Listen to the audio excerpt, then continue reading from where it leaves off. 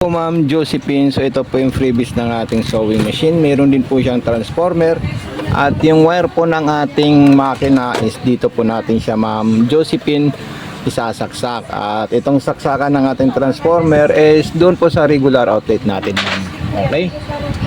So ayan din, i-on natin siya sa gilid. Ayan, so may ilaw na po siya Ma'am. Then unang-unang gagawin po natin Ma'am is kung sakaling gusto po natin makita yung bobbing ng ating unit, so ito po siya Ma'am. Ayan, so ganito po yung tamang paglalagay ng ating bobbing. Ito po siya Ma'am. Ayan, at kung tayo ay magre-refill, ilalagay natin dito, pipindutin natin yan. So refilling frame na po yan Ma'am. Okay, so ganyan po siya. At tulak natin dito yan.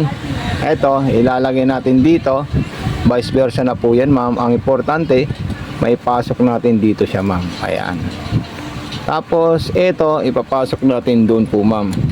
Ayan, at yan po ay tutunog. Ibig sabihin pag tumunog, accurate po yung pagpasok natin. Ayan, tapos ito po yung sinudid natin, ilalagay natin dyan at ibaba natin siya Ma'am. Ayan, okay, kunin muna natin siya Ma'am, yung ulo ng ating sinulid. Ayan, so pag nailagay natin yan, ilalagay natin dito Ma'am. At step 1, ito po siya Ma'am. Then mayroon po tayong arrow na susundan. Ayan po siya. Then step 2, dire-diretso. Kailangan maipit dito. Para maipit, palagi nakataas po yung pressure foot natin Ma'am. Ayan, tapos yung hook papunta po sa kanan. Ayun po siya yung pinaka-arrow. Then dire-diretso natin dito. At huwag niyo po kalimutan Ma'am, mag-message sa atin pag na-receive niyo po yung sewing machine. Okay, so ayan po siya Ma'am. Din sumunod po dyan Ma'am, papasok natin yan sa butas ng karayom. Ayan po siya Ma'am, naipasok na natin sa butas ng karayom. Din sunod natin dyan, ikutin natin ito Ma'am para mabaon at makain niya po yung sinulid sa ilalim. Tingnan niyo po siya Ma'am.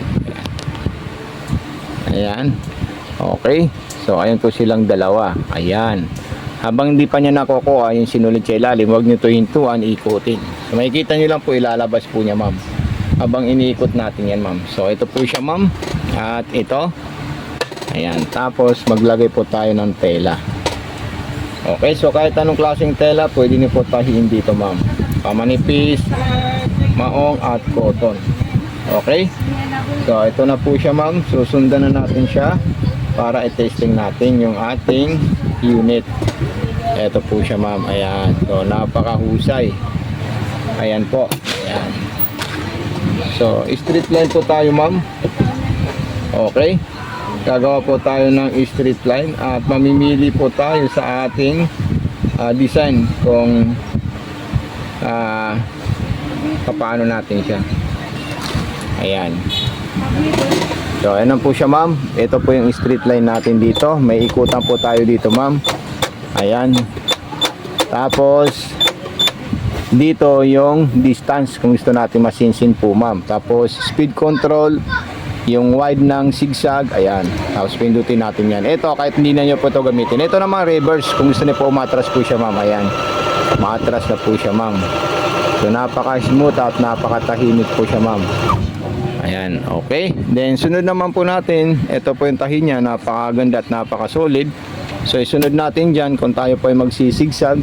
So ayan po siya Ma'am. Kung gusto niyo po makitid, pwede nito baguhin. Kung gusto niyo po masinsin, pwede niyo po yung baguhin po Ma'am. So wala pong problema po dyan Ma'am kung iikutin niyo to Ma'am.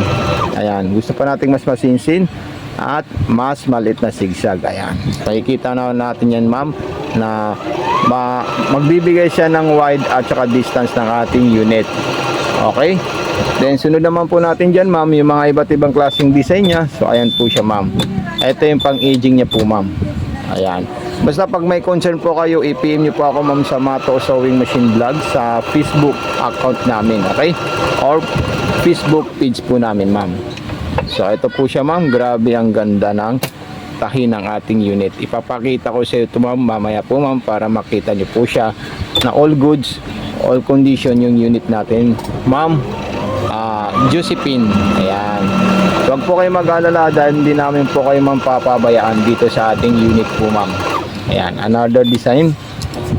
Lahat po ng stitches niya gumagana po yan, ma'am. Dito naman po sa button holder, ito ipapaliwanag ko po sa iyo, ma'am. Pag tayo ay pupunta sa button holder, so kailangan po malaman nyo. So yung 15, 16, 17, 18. So ang distance po niya number 1. So lock lang muna po yan, ma'am. Ayan, left and right lang po siya. Then yung number 16, may kita natin kung saan po siya papunta. So ayan, paabante po siya. Then pupunta po tayo ulit sa 17. Ayan. Maglalak naman po tayo ulit. Then 18, aatras na po siya, ma'am. Ayan. So tingnan niyo po siya, ma'am. Aatras po siya, ma'am. Tatapusin niya po yung button holder. So ito na po siya, ma'am. Ayan. So napaka-solid at napakaganda po siya, ma'am. So maraming salamat kay Ma'am Josephine. Thank you so much. God bless and more power po, ma'am. So ito na po, ma'am, yung unit natin, ma'am. Kompleto na po ito, ma'am. Wala na pong may iwan dito at wala na rin pong mamimissing. So ito na po siya, ma'am. Ayan. Yung unit natin, ma'am. Grabe ang solid, oh. Pakaganda. Ayan. Kompleto na po yan, Ma'am Josephine.